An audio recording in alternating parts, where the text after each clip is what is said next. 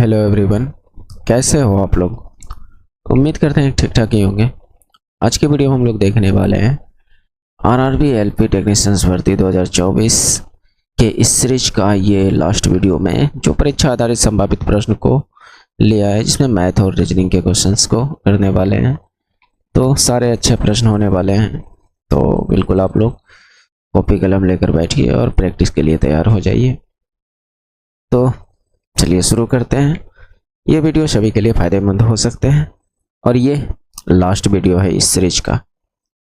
इससे पहले इसका मतलब 69 वीडियो आप लोग को मैंने प्रोवाइड करा दिया है।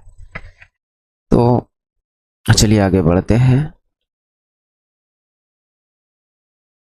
चलिए वीडियो रोककर आप बनाने का कोशिश कीजिए। तो उम्मीद करते हैं कि आपने कोशिश किया होगा। एक ठोस खिलौने एक बेलन, शंकु और एक अर्धगोला के कटोरे के संयोजन से निर्मित है। तो खिलौने का कुल आयतन में बेलन का आयतन 50%, शंकु का आयतन 20%। तो शंकु, बेलन और अर्धगोले के कटोरे का अनुपात क्या होगा। तो आपसे पूछा जा रहा है शंकु, उसके बाद बेलन, उसके बाद अर्धगोला। अर्धगोला का आयतन का अनुपात पूछा जा रहा है। ओके, तो कैसे निकाला जाए इसको, तो चलिए मैं बताता हूं। इसका कहने का मतलब फिगर तो आप समझ ही गए होंगे कि क्या है फिगर। कि बोल रहा है एक अर्धगोला है, उस पर एक बेलन है और उसके ऊपर एक शंकु है, और इसकी कुल आयतन का, बेलन का जो आयतन है 50% हिस्सा है, यानी ये 50% है, और शंकु का जो आयतन है वो 20% है, 20% है। फिर कह रहे हैं कि माँ के बाद जो बचा होगा वह अर्धगोला का होगा। तो 20, 50 और तो कितना हो गया 70, तो बाकी बचा हुआ ये 30% होगा, है कि नहीं। तो आपका जवाब होगा कि हाँ। बस इतना देखते ही आपका आंसर आ गया। कैसे, सबसे पहले किसका पूछा गया है, शंकु का। शंकु का 20, बेलन का 50, ये बेलन वाला हिस्सा 50, अर्धगोला का 30। बस इसको घटाइए बिटाइए, आपका आंसर। इतना इजी था, बात समझ रहे हैं। अगर आप वीडियो रोक कर कोशिश किए होंगे तो आपको पता चल गया होगा कि हाँ क्या था इस क्वेश्चन में। तो ये जाकर इसका राइट आंसर हो जाएगा 253, 253 यहाँ पर ऑप्शन नंबर सी राइट है। ओके, और इस तरह के क्वेश्चंस को इग्नोर मत कीजिएगा दोस्त, पूछता है इस तरह के क्वेश्चंस, बात समझ रहे हैं। तो नेक्स्ट देखते हैं। चलिए बनाइए इस क्वेश्चंस को। कहा जा रहा है 20 किलोमीटर प्रति घंटे की गति से चलने वाली एक लड़की अपने ट्यूशन कक्षा में 30 मिनट देरी से पहुंचती है। अगली बार उसने जो है अपनी गति को 4 किलोमीटर प्रति घंटा बढ़ाती है, लेकिन फिर भी वह 10 मिनट लेट से जाती है। तो उसके घर से ट्यूशन की कक्षाओं के बीच की दूरी ज्ञात कीजिए। ठीक है, तो सिंपल सा एक फार्मूला आपको पता होना चाहिए, D बराबर ST, यानी स्पीड इंटू टाइम, दूरी बराबर स्पीड इंटू टाइम। ये फार्मूला आपको पता होनी चाहिए। बाकी बात इस सवाल में कुछ है नहीं।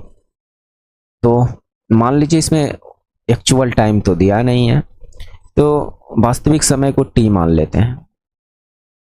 वास्तविक जो समय होगा उसको T मान लेते हैं कि इतना, ठीक है, T मान लिया। तो अब सिंपल सा जुगाड़ लगाना है कि दूरी किसी तरह फाइंड हो जाए। तो दूरी बराबर क्या, चाल इंटू समय, है ना। तो चलिए दूरी बराबर चाल इंटू समय। तो चाल पहले कितना बोल रहा है, 20 किलोमीटर पर घंटा, ठीक है। समय गुना समय, समय कहा जा रहा है कि जब वह 20 के रफ्तार से जा रहा है तो उसे 30 मिनट की देरी से पहुंचता है। इसका मतलब जो भी दूरी है उस दूरी को कवर करने में t समय तो लेगा ही लेगा, प्लस 30 मिनट एक्स्ट्रा लेगा, तब जाकर उस दूरी को कवर कर पाएगा, क्या मेरी बात को समझ पा रहे हैं? समझ पा रहे होंगे। ओके, तो इसका मतलब ये दूरी है। भले टाइम हमें अभी पता नहीं है, उस टाइम को फाइंड कर लेंगे आगे देखा जाए तो। बराबर उतनी ही दूरी को अगर कहता है अगली बार जाए और 4 किलोमीटर पर घंटा बढ़ा दे स्पीड, यानी पहले 20 की रफ्तार से जा रहा था, अब वह 24 के रफ्तार से जाए, तो स्पीड इनटू टाइम दूरी होता है ना। तो टाइम t लगना चाहिए था, लेकिन फिर भी उसे 10 मिनट की लेट हो रही है। इसका मतलब उसको और भी 10 मिनट चाहिए, तब जाकर उस दूरी को कवर कर पाएगा। तो ये दूरी इक्वल है, तो यहाँ से आप t को फाइंड कर लीजिए।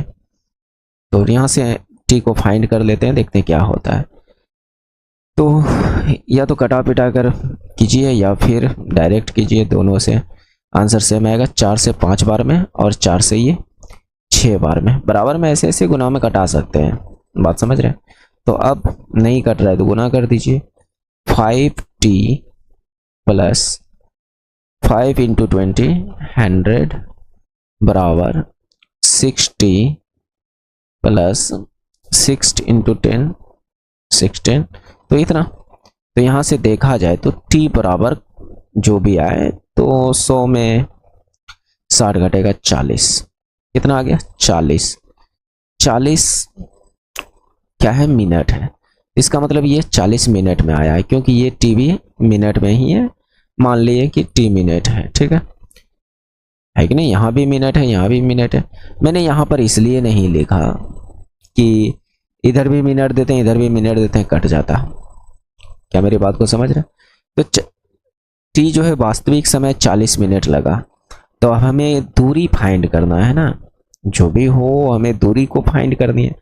तो आप दूरी में या तो इतना ले लीजिए जो इधर का डाटा है, या तो फिर इधर का डाटा, आपका दूरी फाइंड हो जाएगा, जो कि d बराबर मैंने कहा st, s कितना है 20 है, t यानी समय कितना है t प्लस 20 है। क्या मेरी बात को समझ रहे हैं? समझ रहे होंगे। तो 20 गुना t के जगह पर क्या पुट करें 40, प्लस इस 20 के जगह पर क्या पुट करें, 20 के जगह पर क्या पुट करना है, 20 तो है ये है कि नहीं। तो यहाँ से देखा जाए तो 20 गुना 40 20 60, कितना आ गया 60, t का मान 40। सॉरी दोस्त, आप लोग भी ध्यान में नहीं दिलाया, यहाँ 30 है दोस्त, मैंने यहाँ पर 20 पुट किया है, 30 होना चाहिए। तो 30 पंचे 150 हो जाएगा, कितना हो जाएगा 150, इधर ठीक है। तो बस इतना में 150 में अगर इतना घटाइएगा तो ये 90 आ जाएगा, 150 में 60 घटाइएगा तो 90, t बराबर 90। तो यहाँ पर t बराबर 90 पुट करना है, ना कि 40। तो 90 और 20 कितना हो गया 130 ना, यहाँ भी 30, ये भी 30, मैंने इतना को ही तो उठा के रखा है वहां पर। क्या मेरी बात को समझ रहे हैं? तो ये जाकर हो गया, कहने का मतलब घुमा फिरा के 120। और ये क्या है दोस्त, ये मिनट में है। यहाँ पर मैंने नहीं लिखा क्योंकि ये मिनट कट जाता है, इसलिए मैंने नहीं लिखा। क्या मेरी बात को समझ रहे हैं? समझ रहे होंगे। तो ये मिनट में है, तो हमें तो चाहिए घंटा में ना, है कि नहीं, क्योंकि ये 20 जो है घंटा में है, तो इसको भी आप घंटा में चेंज कीजिए, आपका काम हो जाएगा। तो चलिए, इसको घंटा में चेंज करने के लिए आप क्या कर सकते हो, 60 से भागा लगा दो, तो घंटा में चेंज हो गया। तो 20 और इसको 60 से भागा लगाओगे तो 2, तो ये हो जाएंगे 40 किलोमीटर।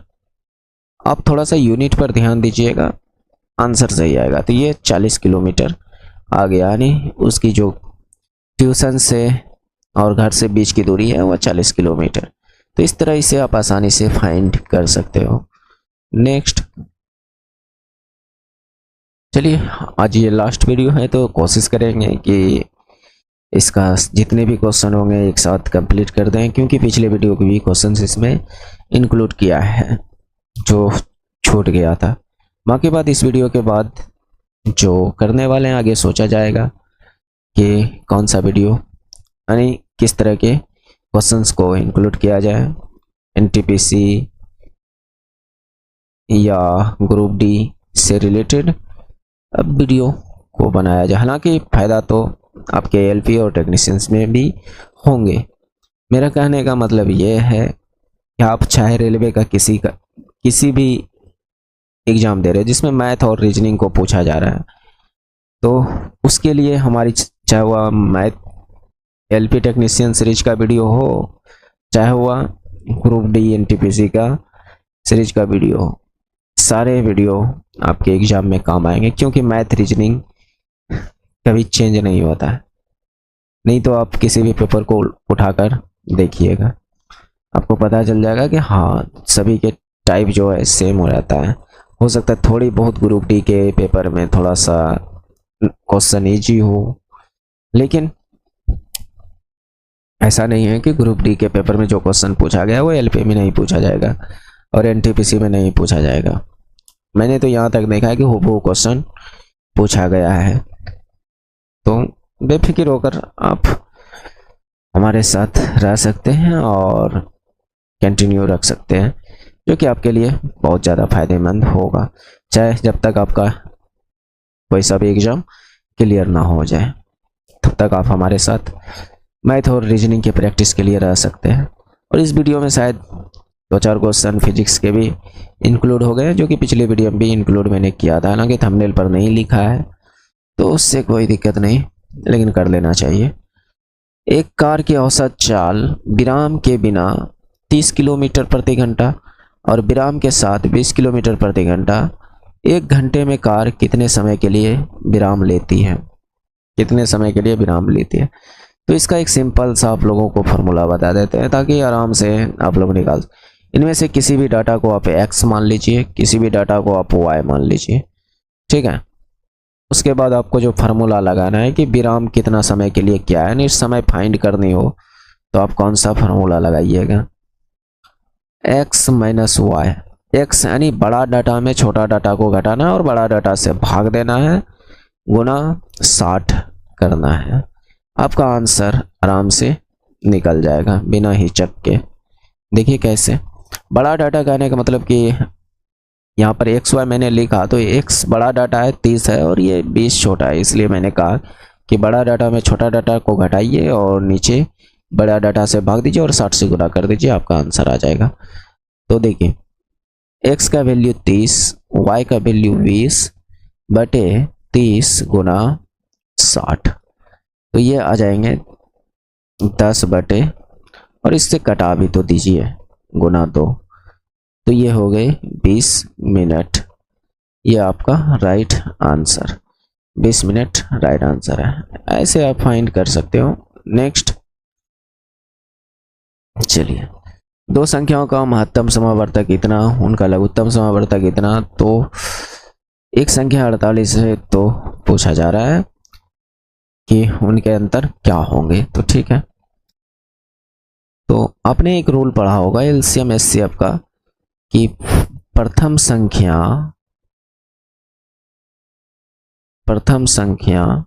गुना द्वितीय संख्या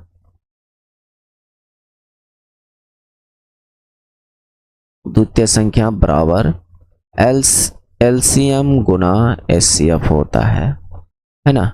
ये चीज आपने कहीं ना कहीं पढ़ा होगा। तो प्रथम संख्या आपको यानी एक संख्या 48 दे दिया है, दूसरी संख्या नहीं पता तो आप मान लीजिए कि x है, एलसीएम आपके पास 144 है और एचसीएफ आपके पास 12 है, ठीक है।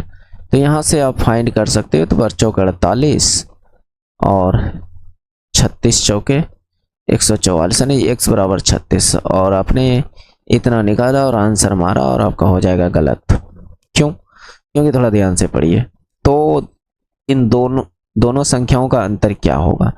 एक संख्या ऑलरेडी 48 दिया है दूसरी संख्या 36 निकला और इन्हीं दोनों का अंतर पूछ रहा है आपसे, तो अंतर 12। तो इसका राइट आंसर होगा 12 ना कि 36। बात समझ रहे? तो ये छोटी छोटी बातों पर ध्यान देना है, नहीं तो बेफुजिल में नंबर कट जाएंगे। नेक्स्ट चलिए बनाइए ये सीटिंग अरेंजमेंट के क्वेश्चन। ठीक ठाक क्वेश्चन है, बनाइए। 6 मित्रों का एक समूह एक षटकोणीय मेज के चारों ओर बैठे हैं। षटकोणीय मेज कहा जाए तो मतलब कि 6 कोना वाला मेज, प्रत्येक षटभुज के कोने पर है, यानी जो जितने भी लोग हैं ये कोने पर पकड़ कर बैठे हैं और केंद्र की ओर सम्मुख करके बैठे हैं। तो रमन, तो चलिए इतना बात तो अगर समझ गए, लेकिन बैठाना कैसे है इस बात को समझना है कि बैठाया कैसे जाए। तो क्या टेबल बनाने के लिए बैठ जाए मेज? नहीं, हम कहते हैं 6 को कोना बैठाना है। कै को बैठेंगे? तो आपका जवाब होगा 4 को। और एक खींच दीजिए, कै को बैठेंगे? 6 को। हो गया षटकोणीय। अगर यहाँ से इसको ऐसे ऐसे घेर दिए तो ये षटकोणीय बन गया। जरूरी नहीं है कि आप मेज बनाओ। अब आप समझ रहे हैं? तो अब देखिए कैसे। अब तो जब इस तरह का क्वेश्चन हो ना, आप 2 को डायग्राम लेकर चलिए, एक और बना लीजिए इधर साइड में, इसमें भी करना है। ठीक है। रमन रमेश के विपरीत है। रमन जो है रमेश के विपरीत है। विपरीत कहा जाए तो उसके जस्ट सीधा में। ठीक है, ये रमन और रमेश के विपरीत है। चलिए यहां भी सेम टू सेम बैठाते हैं। क्यों कर रहे हैं अभी आपको समझ में आएगा। एक रमन है और एक रमेश है। ठीक है, मैं इधर शॉर्ट में लिखा। चलिए अब देखिए, अब उस वाक्य को ढूंढना है जो रमन या रमेश से रिलेटेड हो, जो रमन और यानी रमेश से रिलेटेड उन वाक्यों को ढूंढना है, ना कि नीता सीमा के विपरीत बैठी है और इसको यहाँ पर बैठाने लगे तो थोड़ी सी प्रॉब्लम हो जाएगी और आप फंस सकते हो। तो बेहतर है कि इन दोनों से रिलेटेड वाक्य को ढूंढने का आप कोशिश कीजिए। तो मैंने देखा यहाँ पर रमेश नाम का कोई व्यक्ति हमें दिख गया, यहाँ है, यहाँ रमेश, और इनसे रिलेटेड वाक्य हमें मिल गया। रमेश और अमित के बीच एक व्यक्ति बैठा है। रमेश और अमित के बीच एक व्यक्ति बैठा है। तो एक व्यक्ति ये खाली हो सकता है, तो यहाँ पर आप अमित को बैठा सकते हो। तो आपका जवाब होगा कि हाँ यहाँ पर बैठा सकते हैं। तो दूसरे कंडीशन में देखा जाए तो रमेश के बगल में इधर ये भी तो खाली है, इधर भी तो आप बैठा सकते हो। तो आपका जवाब होगा कि हाँ यहाँ भी बैठा सकते हैं अमित को, और ये भी यहाँ भाई भी बैठा सकते हैं, क्योंकि कन्फर्म नहीं है कि कहाँ बैठेंगे। इसीलिए मैं दो डायग्राम लेकर चल रहा हूँ, 2 ग्राफ बनाकर चल रहा हूँ, जिससे कि आसान हो जाएगा आंसर लाना। अब देखिए आगे पढ़िए। अब इन तीनों से रिलेटेड कोई वाक्य मिल जाए तो काम हो जाए। तो यहाँ पर अमित, रमेश, रमन में हमें यहाँ पर अमित दिखा, और यहाँ पर कहा गया है कि नीता जो है अमित के दाएं है। तो एक बात बताइए, सब केंद्र की ओर मुंह करके बैठे हैं, केंद्र की ओर मुंह करके बैठे हैं, तो क्या इसका इधर दायां होगा? इधर जाने का मतलब बायां है, इधर जाने का मतलब बायां, और इधर जाने का मतलब दायां है। यहां पर भी आप लिख सकते हो इधर जाने का मतलब दायां है। तो इधर चल जाएंगे तो ये बायां हो जाएगा। क्या हो जाएगा? बायां। और इसने कहा कि दाएं बैठे हैं, अमित के दाएं बैठे नीता, इसका मतलब नीता यहां पर बैठी है। तो ये डायग्राम की कहानी खत्म हो गई। अब ये रहा, बात समझ रहे हैं? अब इस पर जो भी काम होगा इस पर होगा। तो आगे चलिए। अब तो यहां तक कि ये वाली लाइन खत्म, ये वाली लाइन खत्म। अब आगे देखते हैं क्या। नीता सीमा के विपरीत है। नीता तो बैठ गई, तो नीता सीमा के विपरीत, तो इसका मतलब सीमा बेचारी यहां पर बैठी होगी, है ना। नीता सीमा के विपरीत यानी जस्ट एक दूसरे के आमने सामने, ये बात होना चाहिए, है ना। तो बचा हुआ कोई एक व्यक्ति होगा जो यहां पर बैठा होगा, क्योंकि 5 व्यक्ति तो बैठ गया, अब एक ही व्यक्ति होगा ना जो यहां पर बैठेगा। तो बचा कौन है? सीमा आ गया, राम आ गया, अमित आ गया, नीता आ गया, रमेश आ गया। तो और कौन है? रमेश, रमन, नीता, ढूंढिए कौन है? रमेश, अमित, नीता, नीता, अमित और तो कोई है ही नहीं इसमें। तो चलिए अब ऑप्शन का आप सहायता ले सकते हो, क्योंकि इसमें चर्चा तो किया है 6 मित्र का, लेकिन नाम जो है 5 व्यक्ति का ही दिया है। तो यहाँ पर एक नाम एक्स्ट्रा है जौली, यहाँ पर जौली को बैठा दीजिए, बलजोबड़ी। नहीं भी बैठाइएगा तो आंसर आएगा, कोई दिक्कत नहीं होगा। तो अब पूछा गया अमित के बाएं कौन है। अमित यहाँ है, अमित यहाँ है, बायां जाने का मतलब इधर, तो बायां कौन है, रमेश। कौन है, RM से रमन। कौन है, रमन, यहाँ पर रमन। तो इसका राइट आंसर हो जाएगा रमन। क्या मेरी बात को समझ पा रहे हैं, समझ पा रहे होंगे। नेक्स्ट चलिए इस क्वेश्चन को कीजिए। थोड़ा सा मैं चेक कर लूँ आवाज ठीक ठाक आ रही है कि नहीं। ठीक है, चलिए बनाइए इस रीजनिंग को। अच्छा रीजनिंग है, थोड़ा दिमाग उमाग लगाइए वीडियो रोक कर। उम्मीद करते हैं कि आपने कोशिश किया होगा। तो इसमें देखिए क्या है, सिंपल सा जो लॉजिक है मैं उसको एक्सप्लेन करता हूँ, ना कि आपको मतलब कि टाइम वेस्ट करवाऊँ। तो देखिए 11 का स्क्वायर करना है प्लस 5 का स्क्वायर करना है माइनस 7 का स्क्वायर को घटा देना है। 7 का स्क्वायर को क्या करना है, घटा देना है। तो मेरे उम्मीद से इतना आ जाना चाहिए। चलिए देखते हैं करके। 121 प्लस 5 25 माइनस 7 49, 5 1 6 और 16 में हो गया 7। हाँ बिल्कुल आ रहा है। तो मेरे उम्मीद से इसको सोल्व कीजिएगा तो इतना आ जाएगा। तो सेम कंडीशन यहाँ पर अप्लाई कीजिए। 17 का स्क्वायर कीजिए, यानी फर्स्ट नंबर का स्क्वायर प्लस लास्ट नंबर का स्क्वायर माइनस सेकेंड नंबर का स्क्वायर। तो यहां से देखिए क्या है, 289 प्लस 121 माइनस 169। तो देखते हैं करके क्या आता है, या तो यूनिट डिजिट से इसको मार्कर निकल सकते हो। तो देखते हैं 9 1 10, 10 में 9 गया 1 लास्ट में 1 आना चाहिए। लास्ट में एक ही ऑप्शन में है, कहानी खत्म। बाकी बाद आप सॉल्व कर लीजिएगा। नेक्स्ट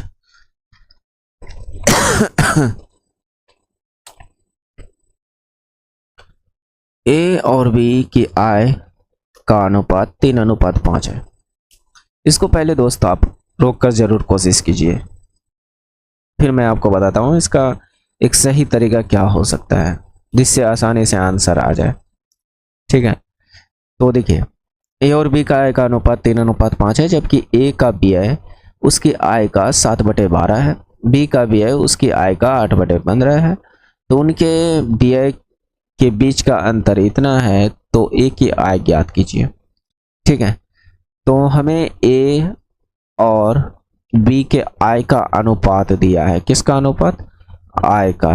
कितना, 3:5 दिया है, 3:5। तो ये आय का अनुपात है इन दोनों का। तो हमें व्यय का अनुपात निकालना है। क्या करना है, व्यय का अनुपात निकालना है और उसके बीच का फिर अंतर करना है। तो देखते हैं अब व्यय का अनुपात कैसे निकाल सकते हैं। इसने कहा है कि ए का जो व्यय है उसकी आय का 7/12 है।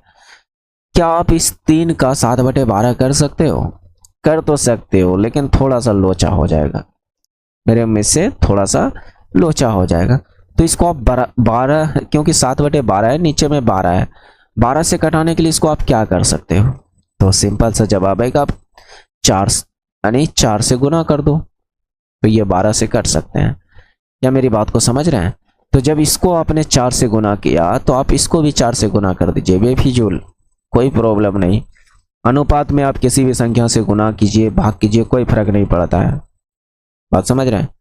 अब दूसरी स्थिति में कह रहा है कि बी के व्यय जो उसकी आय का 8/15 है। क्या है, 8/15। तो नीचे में 15 है, तो क्या बी यहाँ पर 15 दिख रहा है गुना उना करके क्या?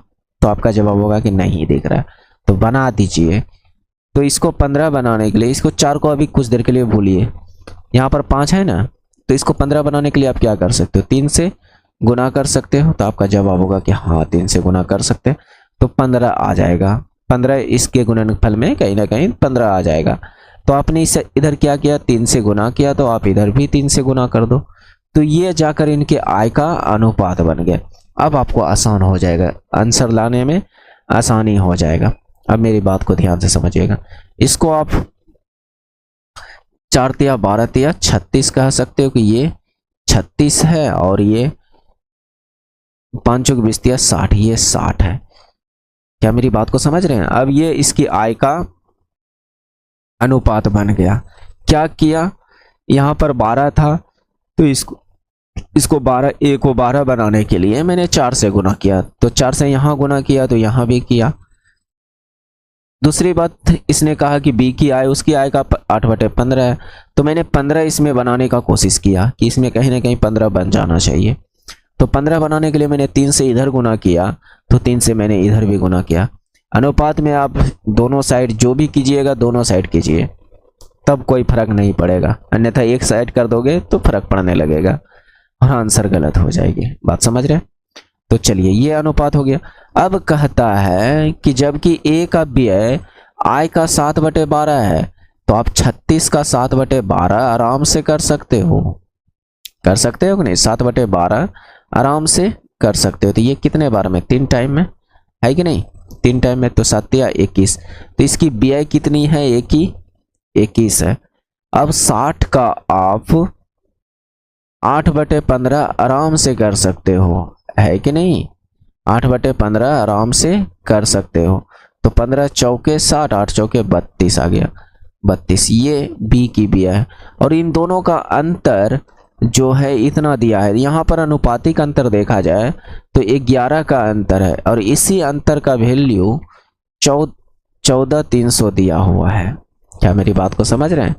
और आपसे पूछा जा रहा है कि ए की आय ज्ञात कीजिए, ए की आय ज्ञात कीजिए। क्या मेरी बात को समझ रहे हैं?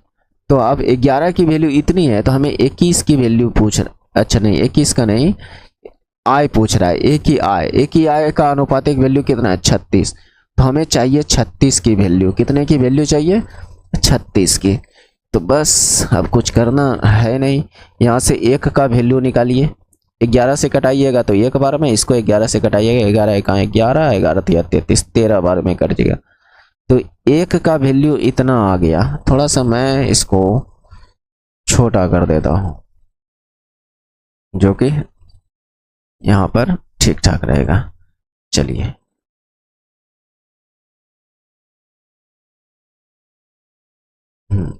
चलिए ये हो गया। चलिए, अब 1 की वैल्यू इतना, हमको चाहिए भाई 36 का वैल्यू। तो आप 1 को 36 बनाने के लिए क्या कर सकते हो? 36 से गुना कर सकते हो, है कि नहीं? तो आप भी इसको भी 36 से गुना कर दीजिए। तो ये कितना हो जाएगा?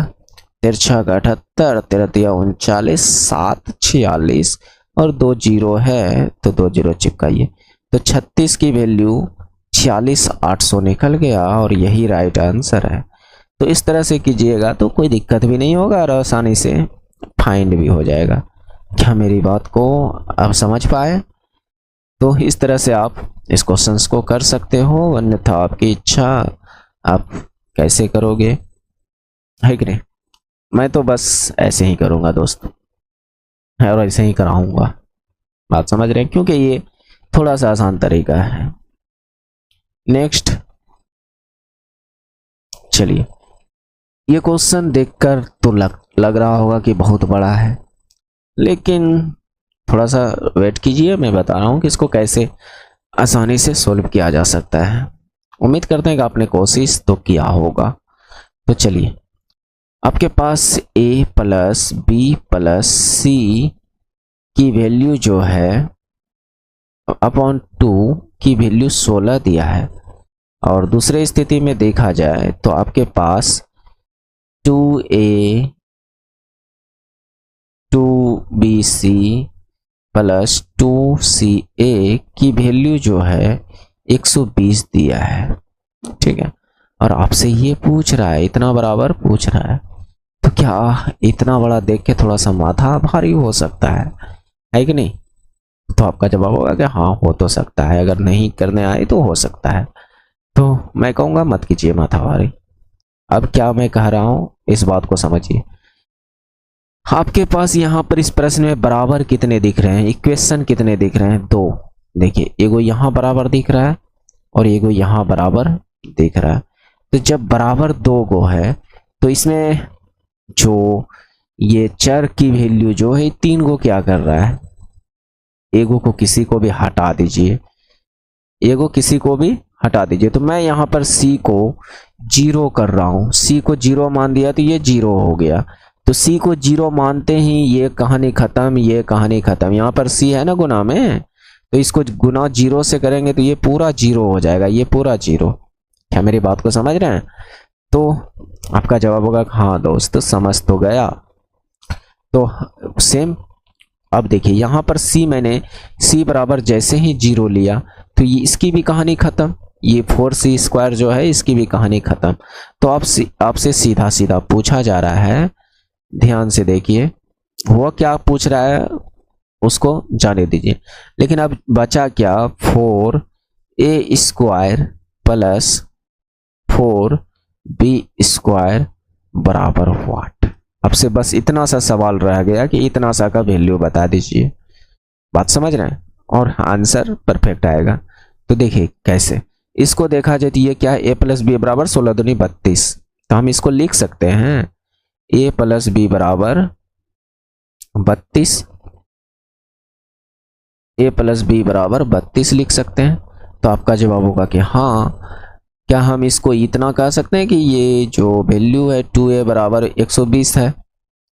क्या है, 2a बराबर 120, क्योंकि आपने c को 0 किया तो ये भी 0 हो गया, ये भी 0 हो गया, तो बचा 2a बराबर 120। और आपसे पूछ रहा है अब सीधा सिंपल सा ये चीज आपसे पूछा जा रहा है।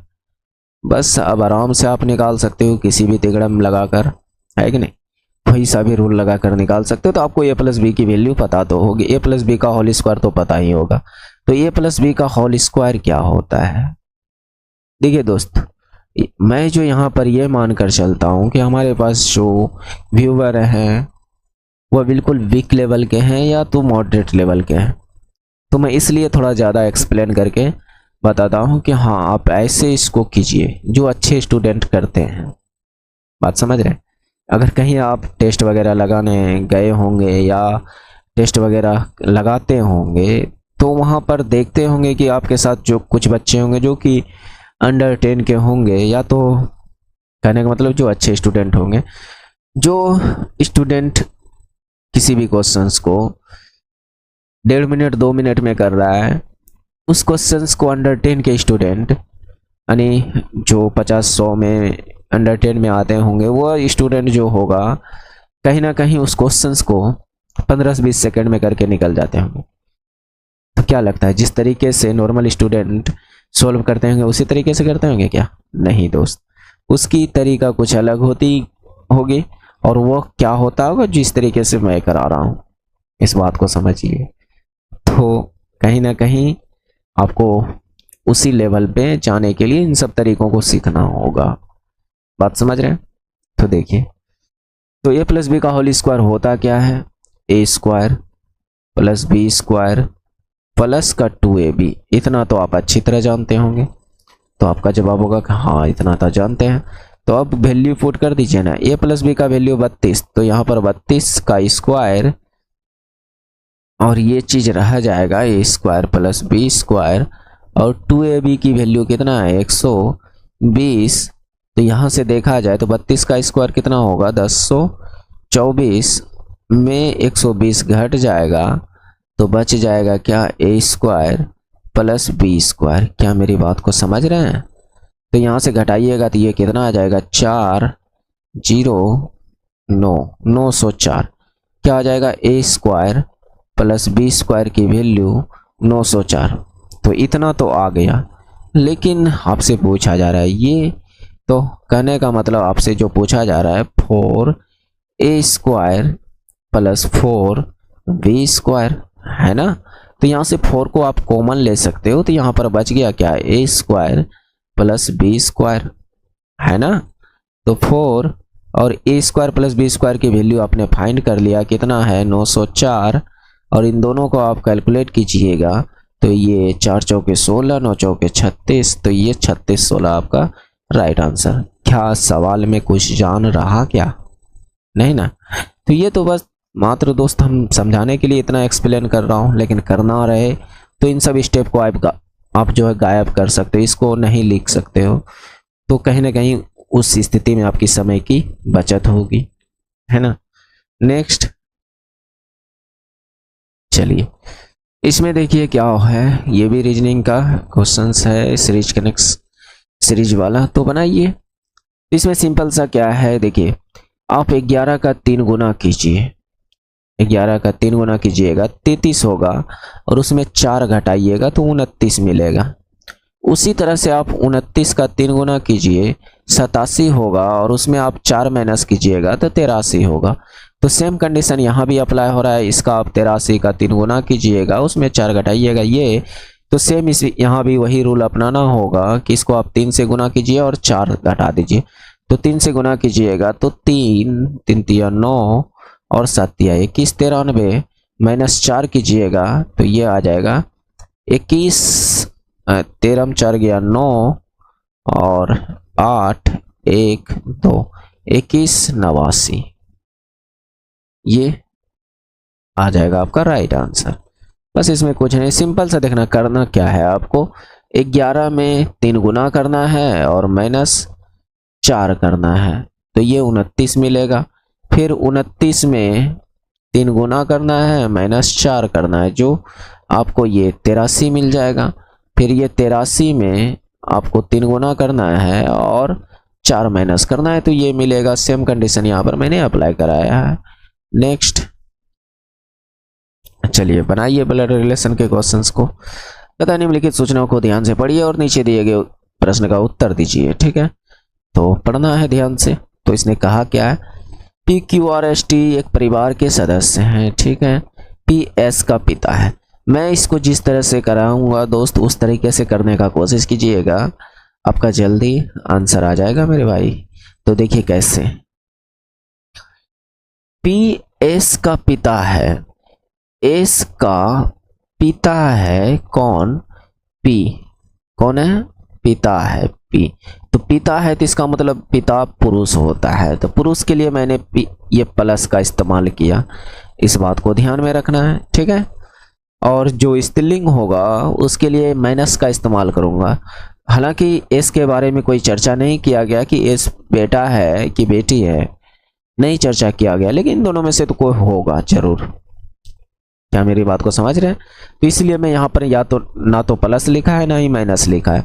और पिता पुत्र की या पिता से पुत्री का रिलेशन को दर्शाना हो तो पिता को ऊपर रखना है, उसके बाल बच्चे को नीचे रखना है, इस तरह से डंडा से करके, ठीक है। आगे देखा जाए इसमें क्या कह रहा है।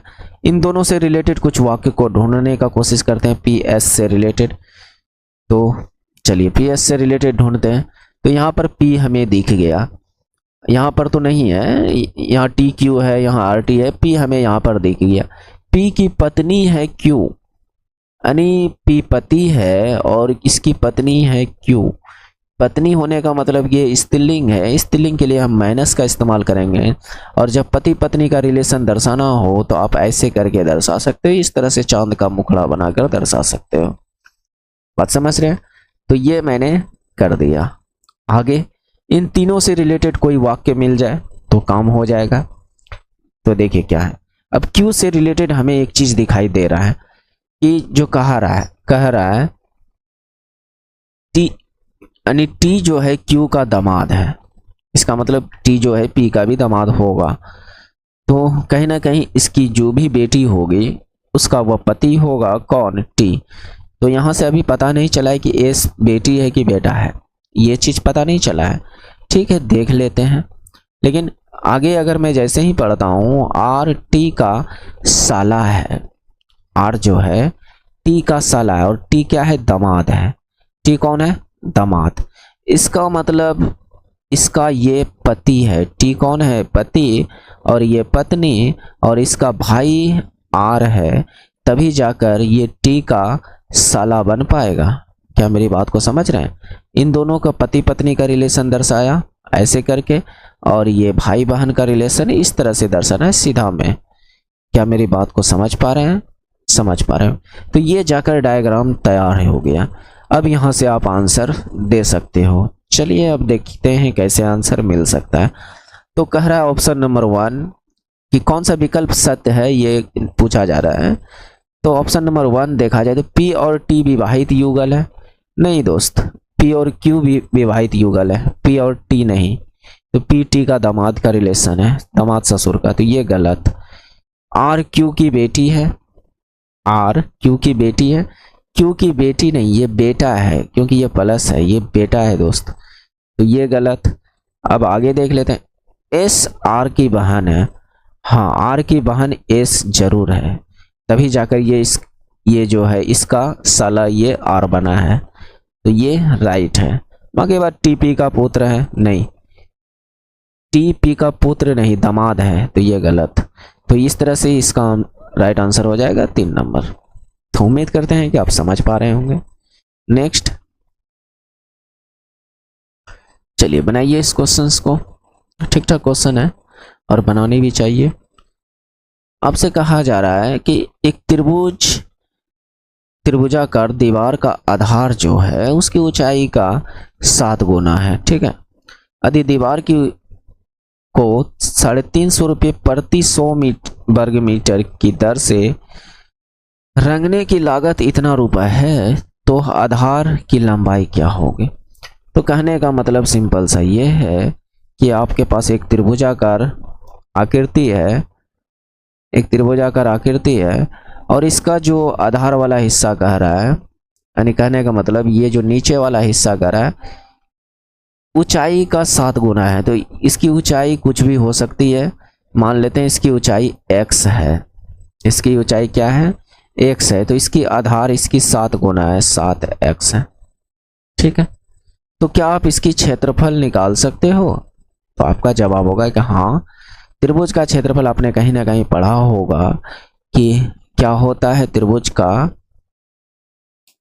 क्षेत्रफल जो है हाफ डी एच, क्या आपने ये चीज पढ़ा होगा। तो आपका जवाब होगा कि हाँ पढ़ा तो है। तो हाफ डी कितना है, आधार कितना है 7x, और ऊंचाई कितना है x, तो ये जाकर क्षेत्रफल निकल गया। तो कहीं ना कहीं हमें क्षेत्रफल तो इसमें मिलना चाहिए ना, तभी तो मैं इसके बराबर में रख सकता हूँ। तो आपका जवाब होगा कि हाँ मिलना तो चाहिए। तो अब कहाँ से मिल सकता है, तो देखिए 100 वर्ग मीटर का, यानी 100 मीटर स्क्वायर का लागत है 350 रुपये। तो हमें चाहिए ये जो निकला इतना वर्ग मीटर स्क्वायर निकला, ये क्या है, इतना वर्ग मीटर स्क्वायर है। ठीक है, तो हमें अभी यूनिट पर ध्यान नहीं देना, हालांकि आंसर निकल जाएगा, समझिएगा। देखिए, तो हम कह सकते हैं 1 वर्ग मीटर स्क्वायर का दाम कितना होगा, तो आपका जवाब होगा 3.5 रुपीज, है ना।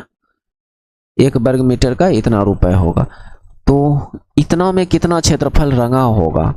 1 वर्ग मीटर इतना रुपए में रंग रहा है, तो इतना रुपए में कितना रंगा होगा।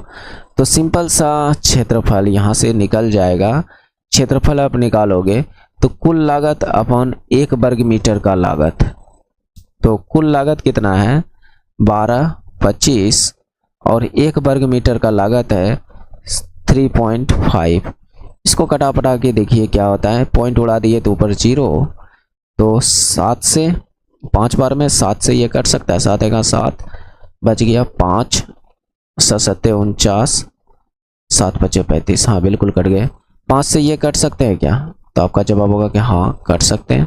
5 से कितने बार में, 5 तिया 5 25, 1 0, 350 बार में। ठीक है, 350 बार में कट गया। तो इसका मतलब इसका क्षेत्रफल जो है 350 मीटर स्क्वायर है, और यहाँ पर देखा जाए तो इतना क्षेत्रफल है। मेरा कहने का मतलब मैंने इससे कैलकुलेट करके क्षेत्रफल निकाला, तो जाकर हमें 350 मीटर स्क्वायर मिला, और इस डायग्राम से कैलकुलेट किया तो इतना क्षेत्रफल है। यानी कहने का मतलब ये क्षेत्रफल और ये क्षेत्रफल दोनों इक्वल हैं, तो यहाँ पर रख दीजिए 350 मीटर स्क्वायर। क्या मेरी बात को समझ पा रहे हैं। बस यहाँ से सोल्व कीजिए, x का वैल्यू निकल जाएगा। तो यहाँ से देखा जाए तो 7 से 5 बार में कट गया, और इधर हो गया x गुना x, x स्क्वायर, और इस 2 से इधर गुना हो जाएगा तो 100 मीटर स्क्वायर। तो यहाँ से देखा जाए तो ये क्या है, x बराबर कितना निकल गया 10, स्क्वायर को उठा के ले जाइएगा तो रूट में चेंज हो जाएगा। तो x बराबर 10 मीटर आ गया। कितना आ गया 10 मीटर।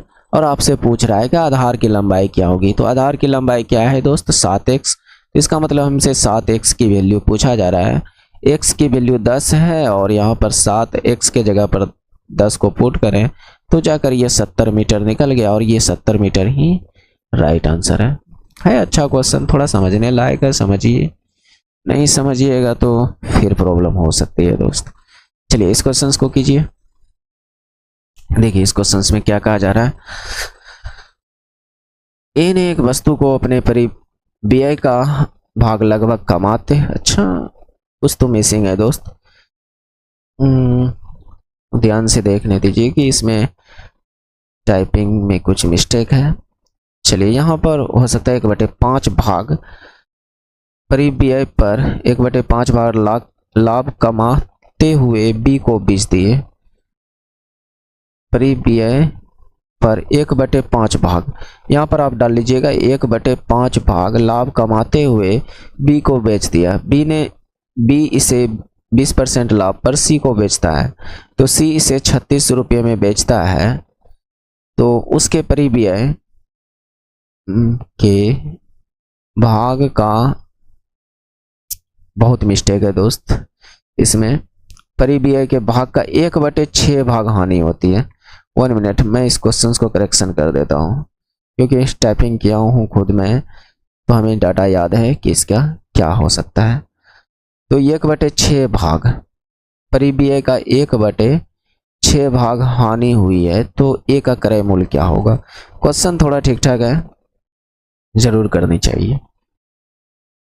देखिए ए है और एक बंदा बी है और एक बंदा सी है, ठीक है। ए कहता है परिव्यय पर 5% लाभ कमाते हुए बी को बेचा है, यानी ये जो 5 है ये ए के लिए है।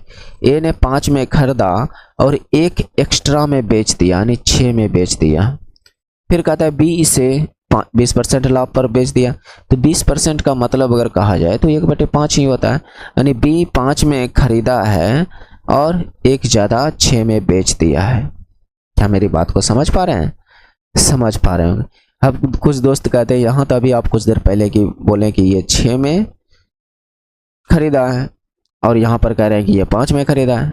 नहीं, ये लाइन चेंज हो चुका है दोस्त, इसलिए मैं ये अनुपात अलग अनुपात है और ये अनुपात अलग अनुपात है। अगर मैं इसको किसी और तरीके से कराता तो मैं कहता कि ए अनुपात बी की जो वैल्यू है 5:6 है। फिर दूसरे तरीके से कहता तो बी अनुपात सी की वैल्यू जो है 5:6 है, ये मैं कहता। बात समझ रहे हैं? लेकिन मैं यहाँ पर एक ही जगह पर लिख दिया ताकि आपको आसान होगा कि आप एक साथ ए बी सी का अनुपात निकाल पाओ। अगर इस तरह का दिया रहता है तो कहीं ना कहीं आप ए बी सी का अनुपात निकालते हो, है ना। तो यहाँ से ये देखा जाए तो ये क्या है रियल में, तो यहाँ से ए बी सी का अनुपात आप निकाल सकते हो। नहीं निकाल सकते हो तो मैं एक सही तरीका बता रहा हूँ, हल निकाल तो सकते हो, हमें पता है। तो जिसके आगे जो खाली है वो पुट कर दीजिए। जैसे इस 6 के आगे कुछ खाली है तो यहाँ पर 6 के आगे जो खाली है वही पुट कर देना है, यानी 6 के जिसके आगे खाली है वही पुट कर देना है। जैसे 5 के इधर खाली है तो इधर 5 पुट कर देना, बस इसको गुना कीजिए, या बी सी का अनुपात निकल जाएगा। तो ये 25, ये 30, ये 36, ठीक है। ये इन तीनों का जो है क्रय मूल्य का अनुपात निकला। क्या निकला? क्रय मूल्य का अनुपात। तो इसने कहा कि सी इसे 600 रुपया में बेचता है और उसके परिव्यय का 1/6 भाग हानि हो जाती है। 1/6 भाग हानि हो जाता है। जो उसने व्यय किया है 36, इसका 1/6 हानि हो जाता है, यानी 36 का 1/6 हानि होने का मतलब 6 की हानि हो रही है। क्या हो रही है? 6 की हानि। इसका मतलब ये इसने 36 में खरीदा है और 6 की हानि, इसका मतलब 30 में बेच रहा है। 36 का खरीदा है, 6 की हानि हुई, 30 में बेच रहा है, लेकिन कहा जाए तो ये रियल में 600 में बेच रहा है। इस 30 की वैल्यू 600 है और आपसे पूछा जाता है कि ए का क्रय मूल्य क्या है, तो अनुपातिक वैल्यू में देखा जाए तो ए का क्रय मूल्य 25 है। तो 25 का हमें वैल्यू चाहिए, है ना। तो यहाँ से आप कह सकते हो कि एक की वैल्यू कितना आ जाएगा, तो आपका जवाब होगा कि 20 आ जाएगा। इसको कटाइए दोनों तरफ 30 से, तो एक की वैल्यू 20, हमें 25 की वैल्यू चाहिए, तो सिंपल सा आप इधर भी 25 से गुना कर दो, इधर भी आप 25 से गुना कर दो, तो ये 25 की वैल्यू आपको पता चल जाएगा कि ये 500 है। बात समझ रहे हैं? और ये राइट आंसर। नहीं समझ पा रहे हैं तो दिमाग पर थोड़ा जोर डालिए और समझने का कोशिश कीजिए, अन्यथा इन सब सवाल में आप फंस सकते हो। बात समझ रहे हैं? नेक्स्ट चलिए। ओह नो, ये क्वेश्चन अच्छा क्वेश्चन है, तो जरूर कीजिए इस तरह के क्वेश्चंस को। मेरे उम्मीद से आपने कोशिश किया होगा। हालांकि है ये धारा चैप्टर का, लेकिन पूछा हुआ सवाल है जो कि जरूर करनी भी चाहिए आपको। तो चलिए इसको कैसे फाइंड कर सकते हो आप, देखिए। कहता है 110 वोल्ट पर 100 वाट के रूप में निर्धारित एक ताप दीप्त बल्ब 220 वोल्ट विद्युत आपूर्ति से जुड़ा है। इस बल्ब में क्षय होने वाली शक्ति कितनी होगी? इस बल्ब में क्षय होने वाली शक्ति कितनी होगी? तो कहीं ना कहीं आपको इन सब में फार्मूला याद होनी चाहिए दोस्त। जैसे शक्ति का फार्मूला क्या होता है? शक्ति P बराबर आप क्या कह सकते हो? V²/R। ये फार्मूला याद होना चाहिए, है ना? तो यहाँ पर शक्ति आपसे पूछ रहा है, तो कैसे निकाल सकते हैं? दूसरे स्थिति में हमें तो V दिया है, लेकिन R तो है नहीं, तो R हमें फाइंड करनी होगी। तो पहले स्थिति में देखा जाए तो आपके पास वोल्ट दिया है, V की वैल्यू जो है 110 वोल्ट दिया है, और शक्ति P की वैल्यू आपके पास 100 वाट दिया है। ठीक है, तो आप यहाँ से R को फाइंड कर सकते हो, है ना? तो R की वैल्यू को फाइंड कर सकते हो, तो लगाइए यहाँ पर जोर। तो P आपके पास कितना है? 100। V कितनी है? 110। तो V का स्क्वायर है, तो 110 गुना 110 अपॉन R हमें फाइंड करनी है। तो यहाँ से R फाइंड हो जाएगा आपका 10 तो 2 0 खत्म, तो R बराबर सीधा 121 आ गया। कितना आ गया? 121 ओम आपके पास निकल गया। ठीक है, तो अब हमें फिर से शक्ति का फार्मूला लगाकर निकालना होगा।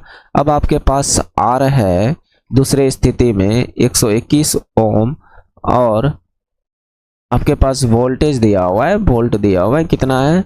220 वोल्ट अब यूज करना है, 220 वोल्ट यूज करना है। तब जाकर आपसे पूछ रहा है कि शक्ति क्या होगा। अब इस स्थिति में शक्ति क्या होगा, ये बात पूछा जा रहा है। तो बस लगाइए यही फार्मूला जो है, उसी पर आपका काम हो जाएगा। तो शक्ति P बराबर क्या है? V²/R। तो P बराबर V² यानी 121 का स्क्वायर। अच्छा, V यहाँ पर 220 है, तो 220 का स्क्वायर, 220 गुने 220 अपॉन R कितना है दोस्त? 121। तो आप इसको कटाइए पिटाइए, आपका आंसर आ जाएगा। तो यहाँ से देखा जाए तो ये क्या है? 11 से ये 11 बार में, और ये 11 से 20 बार में, है ना? चलिए मैं दूसरा पेन से घटाता हूँ। ये 11 से 20 बार में, 11 से ये 20 बार में, तो ऊपर आ गया 20 गुना 20। क्या आ गया? 20 गुना 20, और ये 20 गुना 20 400 वाट इसका राइट आंसर हो जाएगा। ठीक है, क्योंकि देखिए दोस्त, मैंने इसलिए इन सब क्वेश्चंस को लिया, कुछ क्वेश्चन जो है न्यूमेरिकल इसलिए लिया क्योंकि पिछले वीडियो में मैंने कराया था कुछ क्वेश्चंस को, तो कुछ दोस्तों ने कमेंट किया कि और भी क्वेश्चंस को लीजिए, यानी जो साइंस से रिलेटेड न्यूमेरिकल वगैरह है उसको थोड़ा लिया कीजिए 2-4 क्वेश्चन, तो मैंने इसलिए ले लिया। तो चलिए कोई बात नहीं, आप लोग कर सकते हो आराम से। तो चलिए इस क्वेश्चंस को बनाइए। इसमें क्या कह रहा है? एक पेड़ तूफान के कारण टूट जाता है और टूटा हिस्सा झुक जाता है। 1 मिनट दोस्त, गला में खराश आ गया, थोड़ा खोखना पड़ेगा।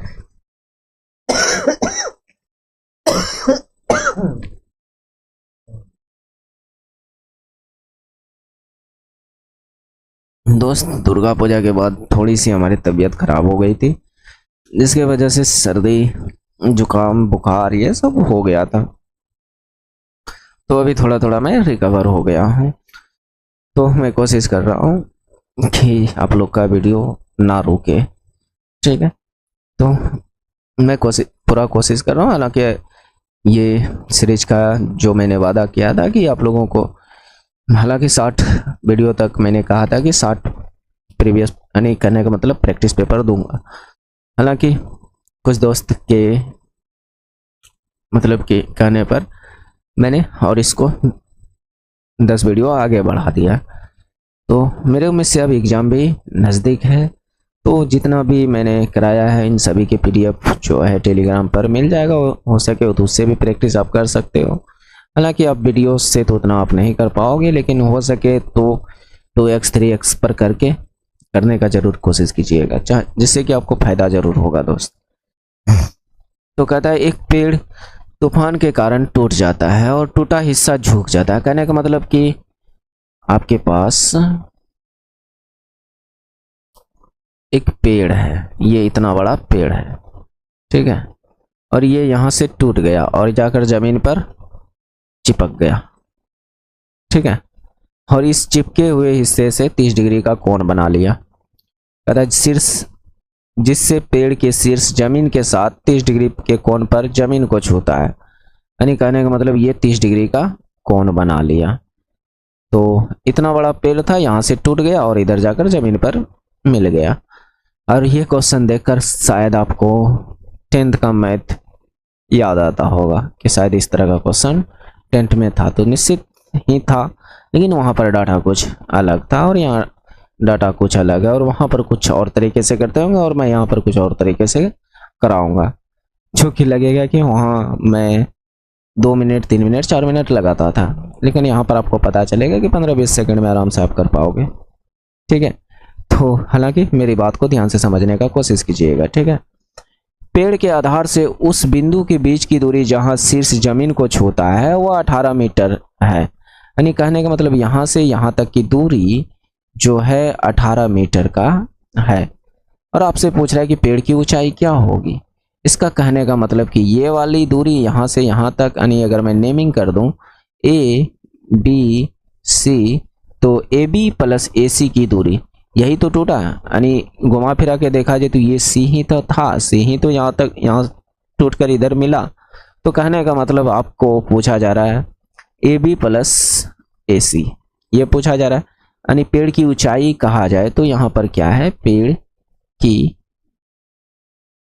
ऊंचाई कहा जाए तो AB प्लस AC क्या है, AC, ये है आपकी पेड़ की ऊंचाई। तो अब इसको फाइंड कैसे कर सकते हो, अगर तरीके से करने बैठे तो आपको ज़्यादा टाइम लगेगा, लेकिन थोड़ा सा आप हमारे तरीके को समझने का कोशिश कीजिएगा।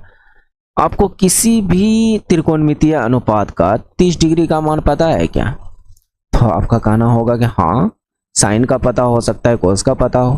तो मैं कहता हूँ साइन 30 का वैल्यू कितना होता है, साइन 30 डिग्री का वैल्यू कितना होता है? तो आपका जवाब होगा कि 1/2 होता है। और साइन थीटा का मतलब क्या होता है, लंब बटे आधार, लंब बटे कर्ण होता है, यही ना। तो आपका जवाब होगा कि हाँ यही तो होता है। तो अच्छी बात है। तो लंब यानी थीटा के सामने वाली भुजा लंब होती है, इसका मतलब ये अनुपातिक वैल्यू 1 है और ये अनुपातिक वैल्यू 2 है। अब यहाँ पर पाइथागोरस लगाइएगा तो ये वाला अनुपातिक वैल्यू √3 निकलेगा, √3 निकलेगा। यहाँ पर पाइथागोरस लगा सकते हो कि नहीं, पाइथागोरस तो आप लोग को पता होगा कि क्या होता है। तो ये जाकर √3 है, कहने का मतलब ये आपका क्या है, इधर वाला √3 है, यानी BC √3 है, AB 1 है और ये AC 2 है। तो √3 की वैल्यू आपके पास कहा जाए तो √3 की वैल्यू आपके पास 18 है। तो आपको किसी तरह 1 और 2 की वैल्यू को पता करना है, तभी जाकर आप इसका आंसर निकाल पाओगे। तो चलिए अब मैं पता करता हूँ कैसे हो सकता है। तो यहाँ से मैं कहूँ कि 1 की वैल्यू क्या होगा, तो आपका जवाब होगा कि 18/√3 होगा। और 18/√3 कहने का मतलब कि आप इसका यहाँ से हर परिमेयकरण कीजिएगा तो एक का वैल्यू जो है 6√3 होगा। हर परिमेयकरण तो करने आता ही होगा। √3 से ऊपर नीचे गुना कीजिए तो ये √3 हो जाएगा, यानी ये 6√3 हो जाएगा। तो एक की वैल्यू हमारे पास पता चल गया कि एक का मतलब है 6√3, तो दो का मतलब क्या होगा, तो 2 से गुना कीजिएगा तो इधर भी 12√3 हो जाएगा। 2 का वैल्यू कितना हो जाएगा, 12√3। क्या मेरी बात को समझ रहे हैं, समझ पा रहे होंगे, ठीक। तो अब हमारे पास ए बी आ गया 6√3 और ए सी आ गया 12√3। अगर समझ पा रहे हैं तो अच्छी बात है दोस्त, जल्दी आंसर आ जाएगा। बात समझ रहे हैं। तो अब ए बी का मान आपके पास 6√3 और ए सी का मान आपके पास 12√3 आ गया, और इन दोनों को जोड़िए उड़िएगा तो जाकर आपको निकल जाएगा 12 × 18√3, और यही आपका राइट आंसर है। क्या मैंने 10th में जो तरीका यूज कर रहे थे, क्या वो चीज़ मैंने लगाया क्या, नहीं। आराम से ऐसे आप फाइंड कर सकते हो। तो थोड़ा सा ये सब प्रैक्टिस की खेल है दोस्त, प्रैक्टिस किया कीजिए, आराम से बनने लगेंगे। नेक्स्ट चलिए, हाँ इस क्वेश्चंस को बनाइए। नीचे 2 कथन दिए गए हैं, बिल्कुल दिए गए हैं, कथन 1 और 2। पहला कथन कर रहा है पाइप ए एक टैंकी को 2 घंटे में भर सकते हैं और पाइप बी उस टैंकी को 3 घंटे में खाली कर सकते हैं। वे दोनों उस टैंकी को 6 घंटे में भर सकते हैं।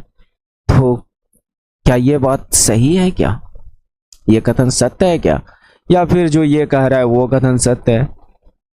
तो देख लेते हैं। तो पहले सॉल्व कर लिया जाए। ए जो है किसी भी टैंकी को 2 घंटे में भर सकता है, बी जो है किसी भी टैंकी को 3 घंटे में खाली कर सकता है। तो खाली करने वाले को माइनस में लेना है, और एलसीएम मेथड से तो आपको मैंने सिखाया ही है कि वर्क एंड टाइम का क्वेश्चन कैसे किया जाता है। इन दोनों का एलसीएम निकालिए, ये टोटल काम है। और अभी इस 6 को 2 से भाग दीजिएगा तो ये 3 आएगा, और इस 6 को 3 से भाग दीजिएगा तो ये माइनस का 2 आएगा। माइनस इसलिए लिया क्योंकि ये खाली कर रहा था, बी वाला जो बंदा था वो खाली कर रहा था। बात समझ रहे।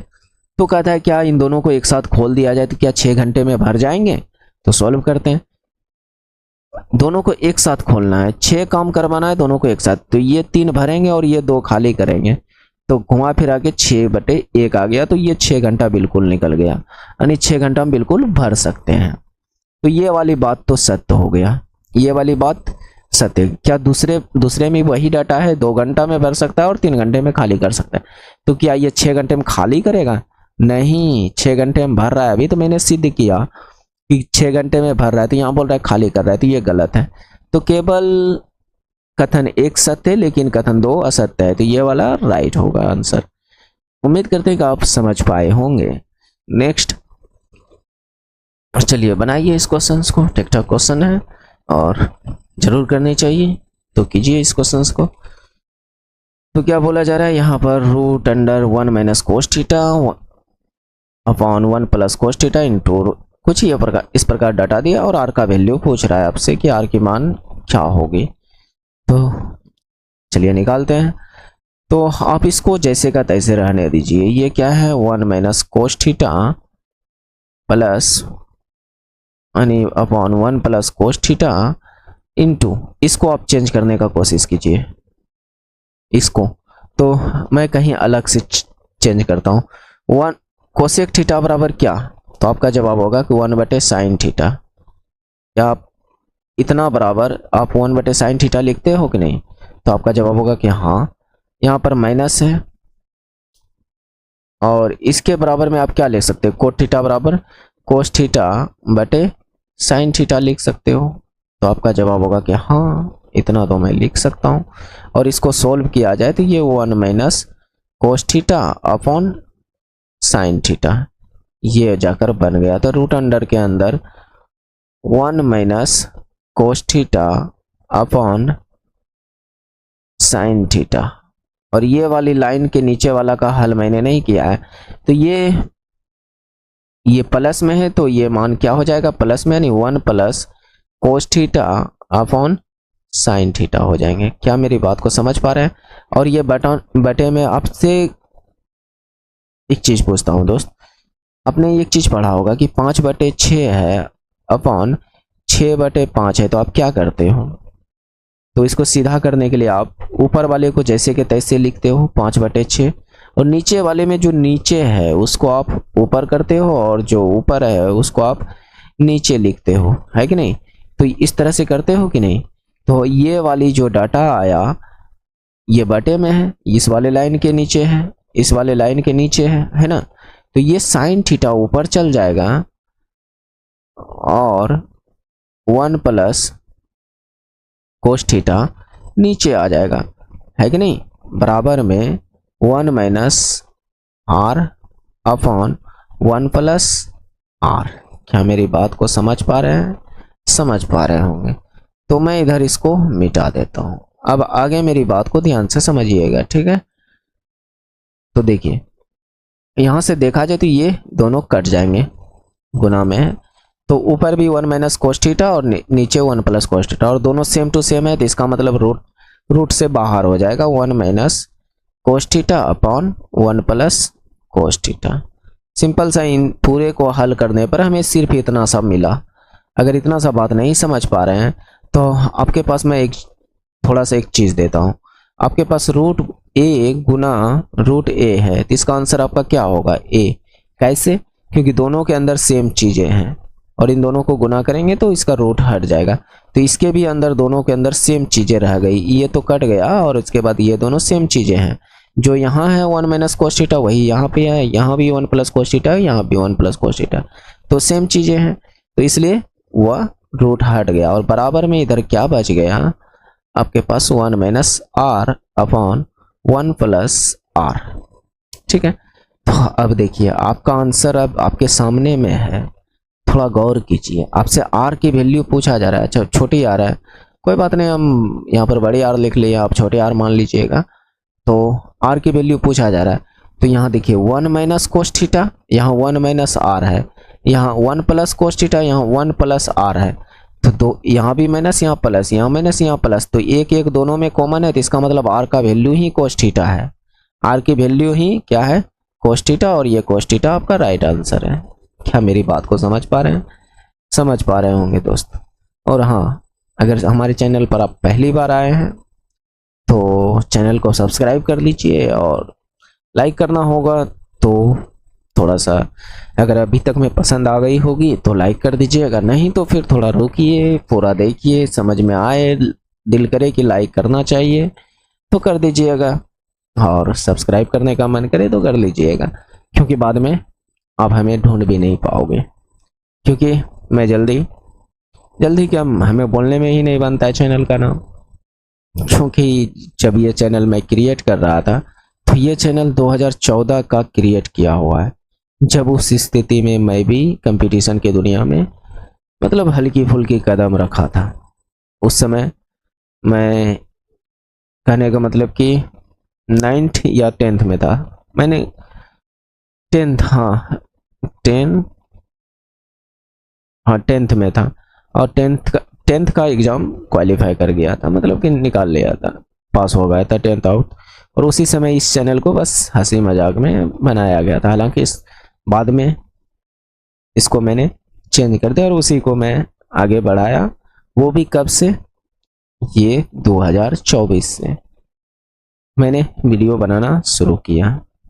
और ऐसा नहीं है कि दोस्त मैंने एग्ज़ाम नहीं निकाला, कई एग्ज़ाम मैंने इस दरमियान में मैंने निकाला है। NTPC group D, NTPC CBT 1, CBT 2 दोनों के दोनों क्वालिफाई किया है दोस्त, तो मैंने एग्ज़ाम निकाला। ये नहीं कि औरों की तरह आप हमें ये नहीं कह सकते कि आपने कोई एग्ज़ाम निकाला कि नहीं निकाला, मैं निकाला हूँ दोस्त। तो इसीलिए मैं बता पा रहा हूँ कि हाँ, मैं किसी किसी क्वेश्चन में ऐसे ही नहीं कह देता हूँ कि ये हूबहू क्वेश्चन है। अब पेपर मिलाकर देखिएगा, आपको मिलेगा, निश्चित ही मिलेगा, क्योंकि मैंने बहुत सारे प्रीवियस ईयर पेपर भी लगाया है, बहुत सारे प्रैक्टिस पेपर भी लगाया है, और बहुत समय तक मैंने ऑफलाइन भी टेस्ट लगाया है। तभी मैं बता पा रहा हूँ कि और सब कैसे करते हैं उन सब क्वेश्चंस को। क्योंकि नज़र तो पड़ ही जाती है। आपके बगल में अगर कोई थोड़ा सा लो स्टूडेंट बैठे हैं तो कहीं ना कहीं नज़र तो पड़ ही जाता है कि वो कर क्या रहे हैं, है ना। और कुछ दोस्त हमसे पूछा भी करते थे कि इसको आप भैया कैसे बनाएं, इसको आप मतलब कि कहीं ना कहीं उस बात को आप समझ सकते हैं, रिलेट कर सकते हैं। तो हमें लगा कि चलिए जब मैं यहाँ पर किसी को हेल्प करा सकता हूँ तो क्यों नहीं एक ऐसा प्लेटफॉर्म पर किया जाए जहाँ पर थोड़ी सी आपकी पहचान भी बने, आपको लोग जाने, है ना, और उनसे औरों को मदद मिले। हालांकि हमें पता है हमारे गांव की भी बहुत सारे दोस्त जो हैं, बच्चे जो हैं देखते हैं, भले ही वह अपनी आइडेंटिटी छिपा कर देखते हैं लेकिन देखते हैं। तो ये सब कहानी है। तो इस जर्नी को आगे बढ़ाते हुए चलिए इस क्वेश्चन को आगे करते हैं। नेक्स्ट, चलिए ये क्वेश्चन ठीक ठाक ही है और बहुतों के दिमाग से ऊपर भी जा सकते हैं। तो चलिए देखिए कैसे किया जा सकता है। आपके पास a प्लस 1/a बराबर 7 दिया है और आपसे पूछा रहा है इफ a पर पावर 5 प्लस 1/a पर पावर 5 का मान किसके बराबर होगा। तो सीधा a1 से a5 तक पहुंचना थोड़ा सा बड़ी बात है ना। तो लेकिन बड़ी बात क्या, अगर करने के लिए आता है तो आराम से आप कर लोगे। तो इसको दो भाग में आप करने का कोशिश कीजिए। a5 तक ना पहुंचना है तो आप इससे a स्क्वायर प्लस 1/a² में पहुंच जाइए, या दूसरा आप a3 प्लस 1/a3 में पहुंचिए। आप यहां तक पहुंच पाएंगे ये दोनों निकाल कर। इस वैल्यू से आप इसमें पहुंचिए, इसमें पहुंचिए, फिर इस वैल्यू तक आप पहुंच पाएंगे। कैसे, मैं करा रहा हूं दोस्त। तो जब हमें इतना से इतना यानी इस वैल्यू से इतना में पहुंचना होगा तो हमें डायरेक्ट करना होगा 7 का स्क्वायर माइनस 2। जब इतना से हमें इतना में पहुंचना होगा तो 7 का क्यूब माइनस का 3 इंटू 7 ये करना होगा। ऐसा मैंने क्यों कहा तो इसके बारे में मैंने कई पिछली वीडियो में एक्सप्लेन भी किया है कि ऐसा मैं क्यों कर रहा हूँ। तो थोड़ा पिछली वीडियो देखा कीजिए, ठीक है। हालांकि जो दोस्त देखते होंगे उसे तो आंसर हूबहू मिल जाएगा आराम से, वो कर भी सकते हैं। तो देखिए यहाँ से देखा जाए तो 49 में 2 गया तो आपका 49 माइनस कितना हो जाएगा 2, देखा जाए तो ये 47 हो जाएगा। और यहाँ से इसको देखा जाए तो 343 माइनस 21 किया जाए तो ये क्या हो जाएगा, तो आपका जवाब होगा ये जाकर बन जाएंगे आपका 2 2 3 322 हो जाएंगे। तो अब यहाँ तक कैसे पहुँचे, तो ठीक है जवाब देता हूँ कि यहाँ तक कैसे पहुँचा जा सकता है। तो चलिए आप a स्क्वायर, थोड़ा सा मैं पेन को चेंज कर देता हूँ ताकि ठीक रहेगा। आप a स्क्वायर प्लस 1/a² गुना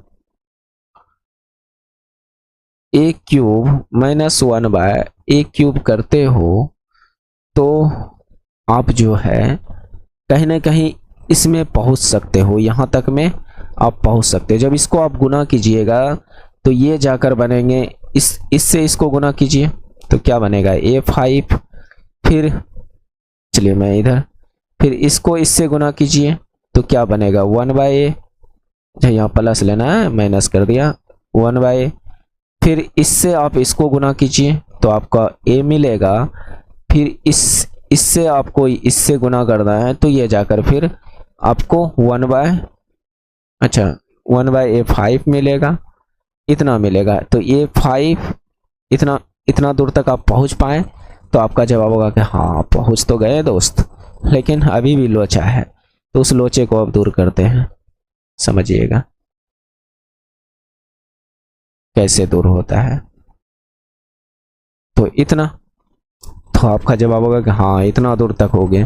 तो आपने इतना का वैल्यू कितना निकाला है 47, आपने इतना का वैल्यू कितना निकाला है 322, ठीक है। इन दोनों को एक साथ किया जाए तो ये क्या बनेगा, A5 और 1/A5 जो कि हमें फाइंड करने के लिए कहा जा रहा है, जो कि हमें फाइंड करने के लिए कहा जाएगा।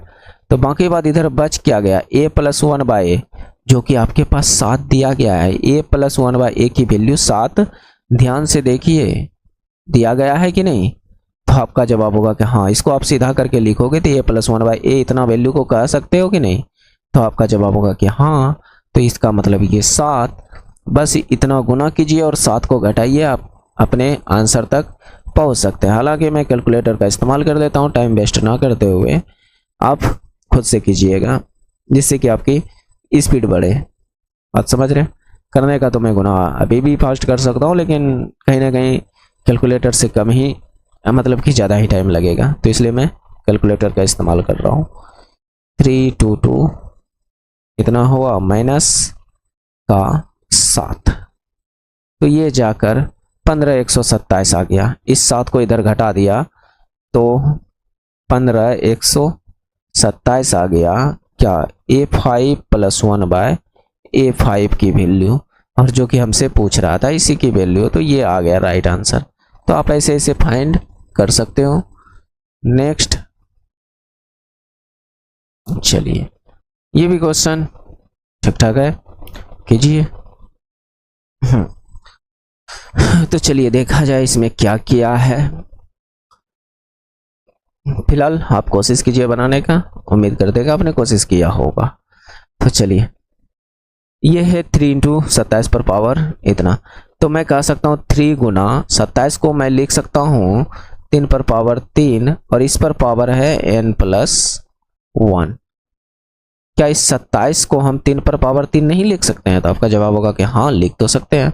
और इस पर ऑलरेडी पावर था n+1, तो ये n+1 प्लस इस 9 को मैं 3 पर पावर 2 नहीं लिख सकता हूँ। तो आपका जवाब होगा कि हाँ, लिख तो सकते हैं, गुना ये 3 पर पावर 3n-1 है।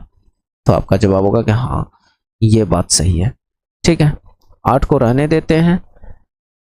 3 पर पावर यहाँ पर 3n है, ब्रैकेट में है, कोई दिक्कत नहीं, आप नहीं भी लिखिए ब्रैकेट में चलेगा। और ये इसको हम लिख सकते हैं 3 पर पावर 3n। तो आपका जवाब होगा कि हाँ, 27 को हम 3 पर पावर 3 लिख सकते हैं, और n ऑलरेडी है तो इतना लिख सकते हैं। तो और आगे क्या किया जाए, तो क्या किया जाए देखिए, तो इस पर पावर 1, इस पर पावर 2। तो गुना में पावर क्या रहता है, जब बेस समान हो, मेरी बात को समझिएगा, जब बेस समान हो तो पावर क्या होता है, जुट जाता है। तो यहाँ पर अगर देखा जाए तो ये घुमा फिरा के पावर क्या है, 3n+3 है कि नहीं। तो आपका जवाब होगा कि हाँ, यही तो है। और इसमें पावर 1 जुट जाएगा, तो ये क्या बन जाएगा, 3 पर पावर 3n+4 इतना बन जाएगा। तो आपका जवाब होगा कि हाँ, इतने बनेगा, है ना। प्लस ये 3 पर पावर 2 और यहाँ 3 पर पावर n-1 है, तो गुना में पावर जुटता है। जब ये इसको और इसको जोड़िएगा तो कितना हो जाएगा, 3 पर पावर 3n+1 हो जाएगा। तो है कि नहीं। तो आपका जवाब होगा कि हाँ, हो जाएगा। तो यहाँ से देखा जाए तो 3n दोनों में है, तो 3 पर पावर 3n को कॉमन ले लीजिए, अंदर बचेगा 8 और इधर माइनस में बचेगा 5, और इसको सोल्व कीजिएगा तो ये क्या आ जाएगा, तो आपका जवाब होगा सीधा सीधा 3 आएगा, और 3 पर पावर 1 कह सकते हो 3 को, है कि नहीं। इसको मैंने कॉमन लिया, 8 में 5 घटाया 3 आया, 3 पर पावर हम 1 लिख सकते हैं, लिख सकते हैं कि नहीं। तो आपका जवाब होगा कि हाँ, आराम से लिख सकते हैं। क्वेश्चन दोस्त बढ़िया है, थोड़ा समझने का कोशिश कीजिए। इतना को हम, मेरी बात को ध्यान से समझिएगा, इसमें से भी हम कॉमन लेने की कोशिश करेंगे, जो कि आराम से आंसर आएगा। ठीक है, हालांकि चलिए मैं इसको और सीधा कर देता हूँ। गुना में पावर जुटता है, दोनों का बेस समान है, तो यहाँ पर क्या हो जाएगा, घुमा फिरा के 3 पर पावर 4n, यानी 3 पर पावर 3n प्लस का 1 है ना। तो आपका जवाब होगा कि हाँ यही तो होगा। तो बिल्कुल, तो यहाँ से अब कुछ आप कॉमन ले सकते हैं, तो आपका जवाब होगा कि हाँ कॉमन तो ले सकते हैं। इन दोनों में से आप कॉमन कुछ ले सकते हैं, तो आपका जवाब होगा कि हाँ कॉमन ले सकते हैं। क्या कॉमन ले सकते हैं, इस बात को समझिएगा। हालांकि मैं थोड़ा सा इसको तोड़ देता हूं ताकि और ज़्यादा डिटेल्स में समझ में आए। इसको मैं लिख सकता हूं 3 पर पावर 3n इंटू 3 पर पावर 4 लिख सकता हूं क्या? इतना सा डाटा को क्या मैं इतना लिख सकता हूं? तो आपका जवाब होगा कि हाँ क्यों नहीं लिख सकते हैं, बिल्कुल लिख सकते हैं। प्लस इतना सा डाटा को, चलिए पेन सेम रखता हूं, प्लस इतना सा ये वाले डाटा को 3 पर पावर n इंटू 3 पर पावर 1 लिख सकता हूं क्या? तो आपका जवाब होगा कि हाँ लिख सकते हैं। तो चलिए अच्छी बात है, अगर इतना आप सोच पा रहे हो कि हाँ लिख सकता हूं, तो अब आपका काम हो जाएगा। अपॉन नीचे में क्या है, 3 पर पावर n 3n प्लस का 1। मैं इधर कर रहा हूँ, थोड़ा सा सवाल बड़ा है, करना भी चाहिए और कोशिश इस तरह से करना भी चाहिए, है कि नहीं? तो जिससे कि आपकी भले ही ये सवाल आपके एग्जाम में आए या ना आए अलग मैटर है, लेकिन इन सवाल से आपकी बहुत सारे मतलब थोड़ा प्रैक्टिस होगा, और इनसे छोटा भी सवाल आए तो आसानी से आप हल कर पाओगे, है ना? तो यहाँ पर देखा जाए तो यहाँ कॉमन कुछ तो निकल सकता है।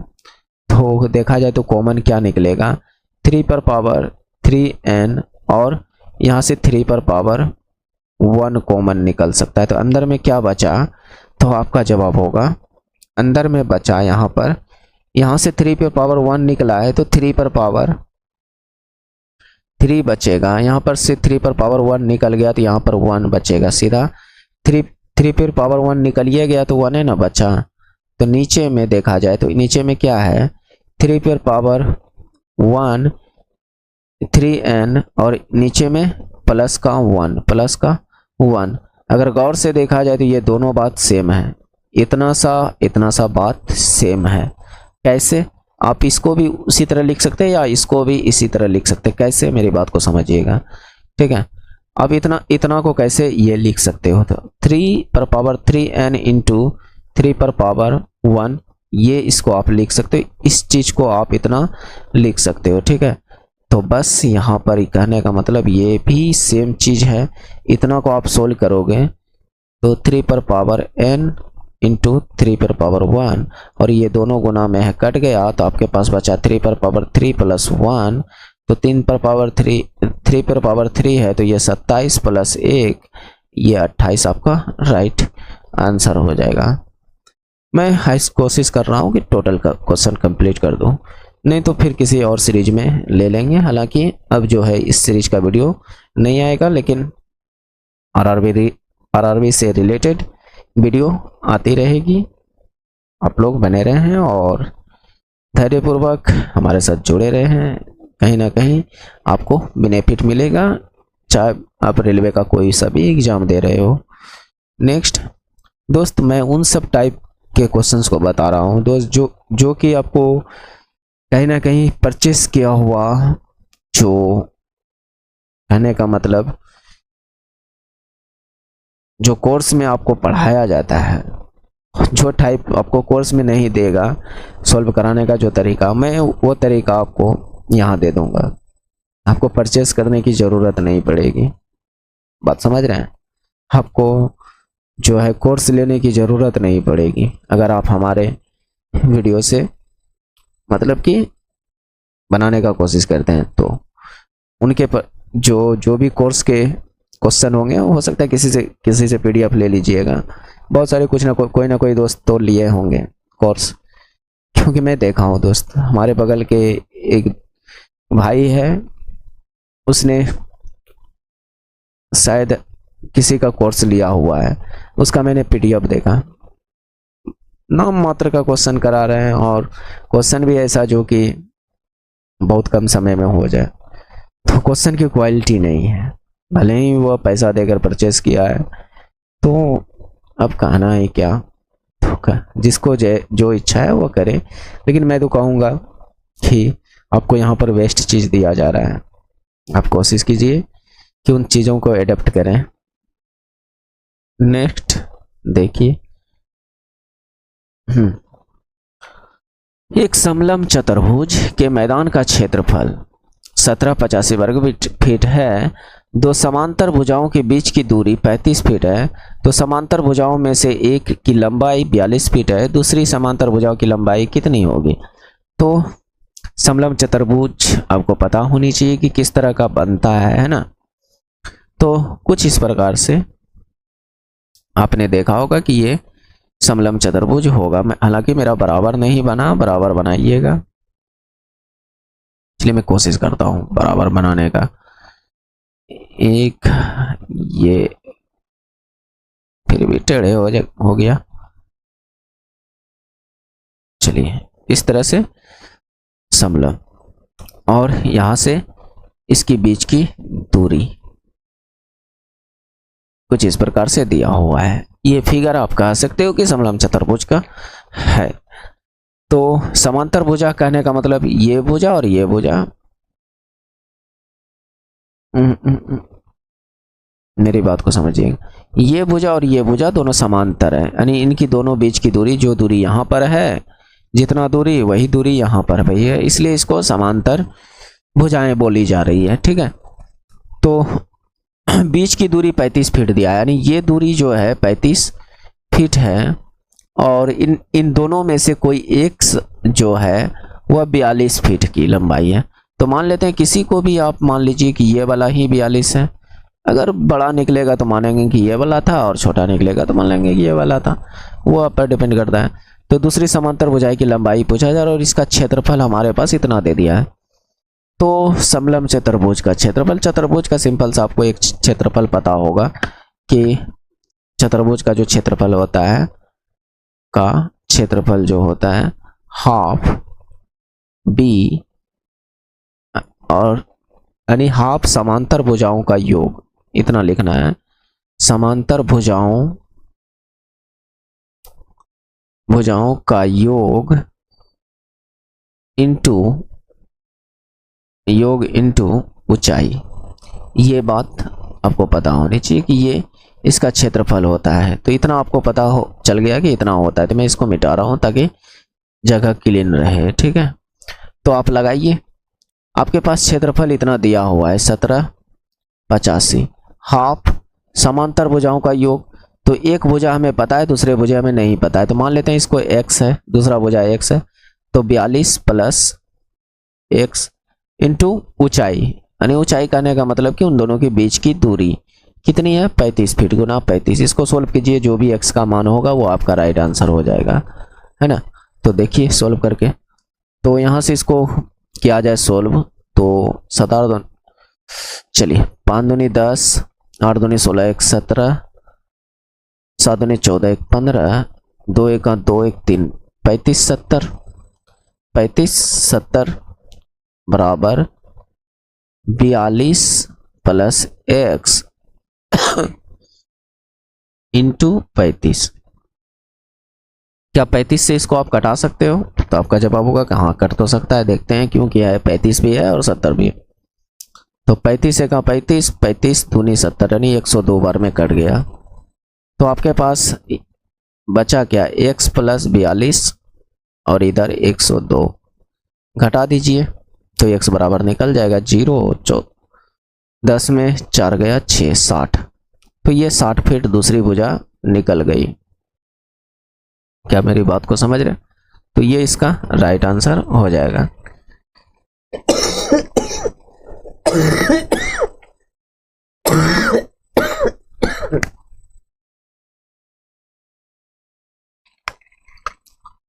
तो चलिए देखिए नेक्स्ट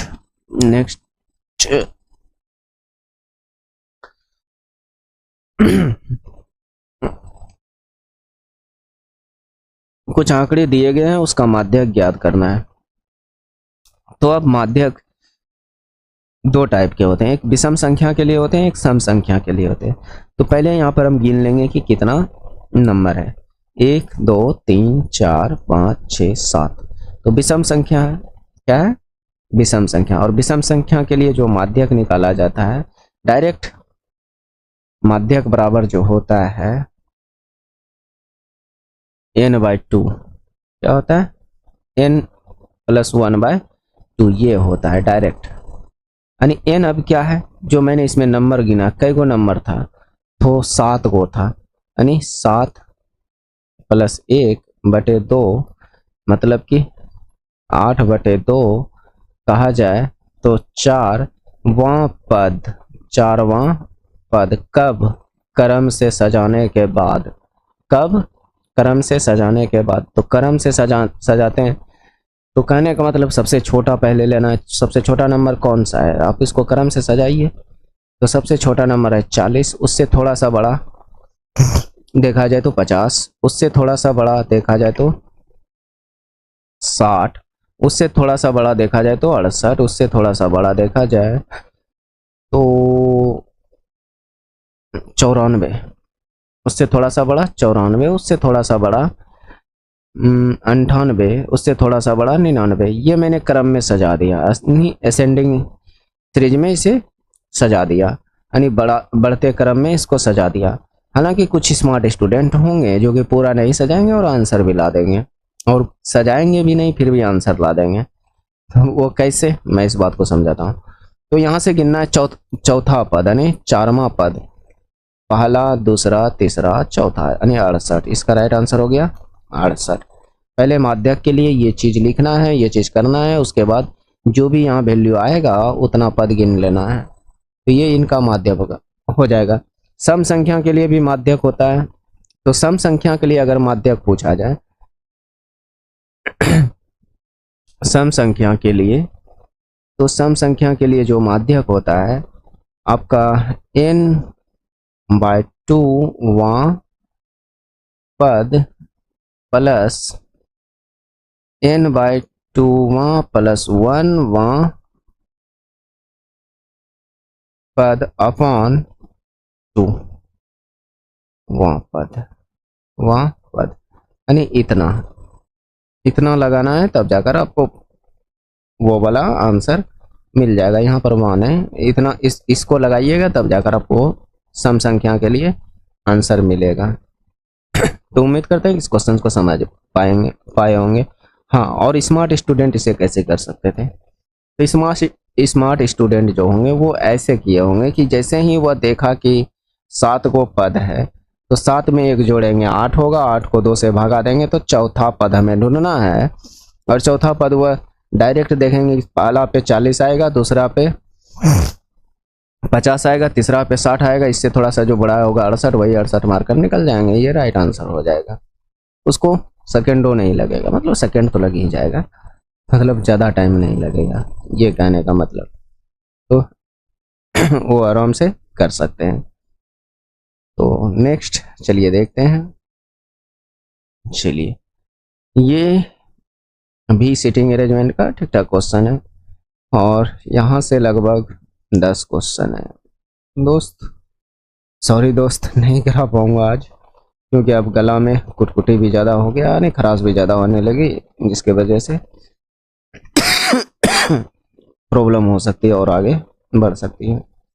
तो इसको जो भी अब जो फर्स्ट सीरीज का होगा आरआरबी रिलेटेड, उसमें जो भी थंबनेल होगा आरआरबी एग्जाम करके, यानी फर्स्ट वीडियो होगा, यानी आप कह सकते हो कि वीडियो 1 से शुरू अब होगा, और इस सीरीज में आगे क्वेश्चंस को इंक्लूड कर दूंगा, जो कि टोटल जितने भी होंगे सारे क्वेश्चंस को मैं करा दूंगा, इसके जो भी बचे हुए क्वेश्चन होंगे।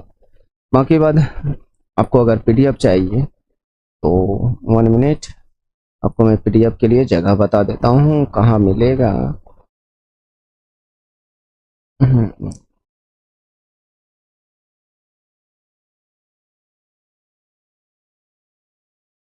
नो, यहाँ पर आपको पीडीएफ मिलेगा टेलीग्राम पर, ठीक है, यहाँ आपको पीडीएफ मिल जाएगा। इसको स्कैन करके मतलब कि ज्वाइन कर लीजिएगा। अगर यहाँ से नहीं ज्वाइन हो पा रहे हैं, नहीं जुड़ पा रहे हैं, तो लिंक डिस्क्रिप्शन में मिल जाएगा, वहाँ से डाउनलोड कर आप टेलीग्राम को ज्वाइन कर लीजिएगा, जहाँ पर पीडीएफ सारे पीडीएफ मिल जाएंगे।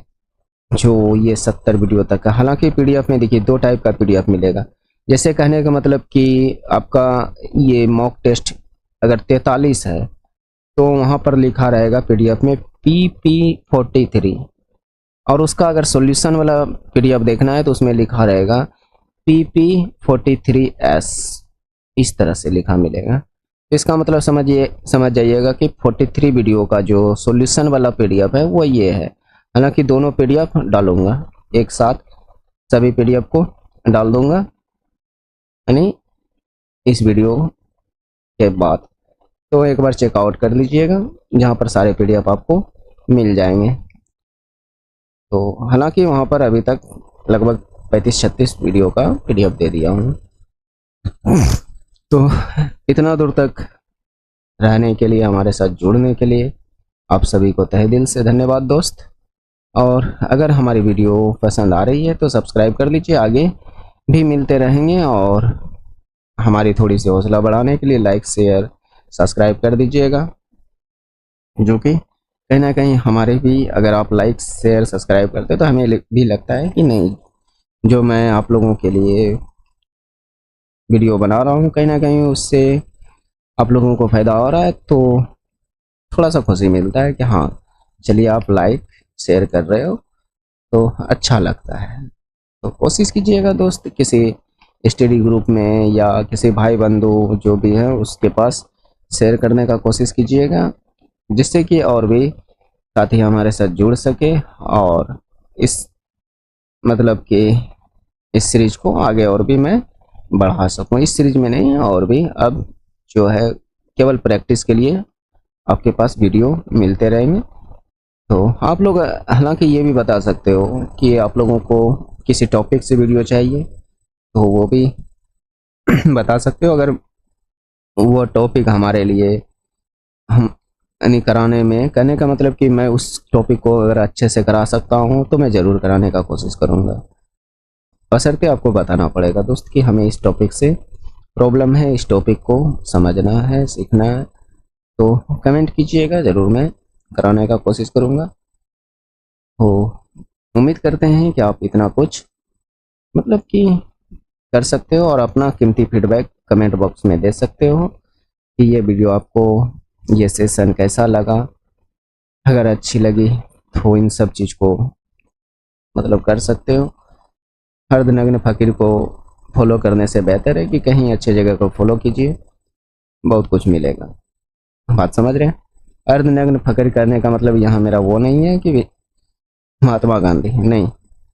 मैंने कुछ दिन पहले इस क्वेश्चंस को पूछा था कि अर्धनग्न फकीर जो है महात्मा गांधी को किसने कहा था।